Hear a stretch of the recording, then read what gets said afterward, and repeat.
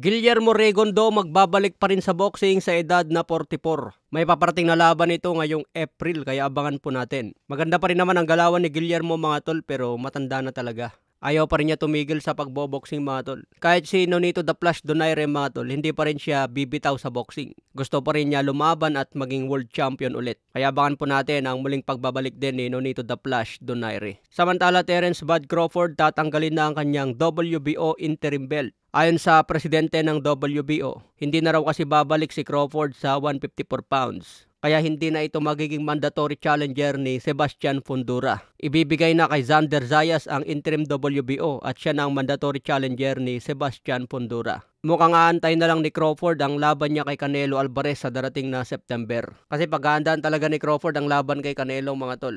Sinabi nga ni Crawford kung talunin niya si Canelo Alvarez sa 168 pounds. Kabilang na raw si Crawford sa greatest fighter of all time. Ito na rin ang pagkakataon ni Xander Zayas para maging world champion. Kung kaya niyang talunin itong si Sebastian Fundora, magiging unified champion kaagad. Pero may paparating na laban si Sebastian Fundora bukas kontra Booker. Kung makikita po natin, napakalaki po ni Sebastian Fundora. 6'5 kasi itong mga tol, kaya tinitingala sa super welterweight. Dapat dito kay Fundora, lumalaban na ito sa super middleweight. Pero payat kasi ang katawan nito mga tol, hindi pwede sa mabigat na timbang. Baka mayuyupi ito kung mapalaban sa super middleweight. Yung tangkad niya pang heavyweight, pero yung laki ng katawan niya, sa mababang division lang nababagay. Samantala, Floyd Mayweather nag-post ng isang larawan kung saan nanonood ito sa laban ni Manny Pacquiao. Ito ang laban ni Pacman na nanockout siya kay Juan Manuel Marquez. Ayon sa caption ni Floyd Mayweather, enjoying documentaries and boxing. Mukhang nangaasar itong si Floyd Mayweather mga tol. Siguro sinasabi ni Floyd Mayweather, hindi ko naranasan ito sa aking boxing career, ang matulog sa ring. Dapat kasi nilabanan ni Floyd Mayweather si Pacman lalo nung nasa featherweight division pa lang. Malakas kasi si Pacman noon sa featherweight at super featherweight. Pagdating sa welterweight division, malalaki na ang nakalaban ni Pacman. Kaya medyo nahirapan na rin magpatulog ng kalaban. Pero sa pinakita ni Pacman noon kontra Miguel Cotto, talagang marami ang bumilib.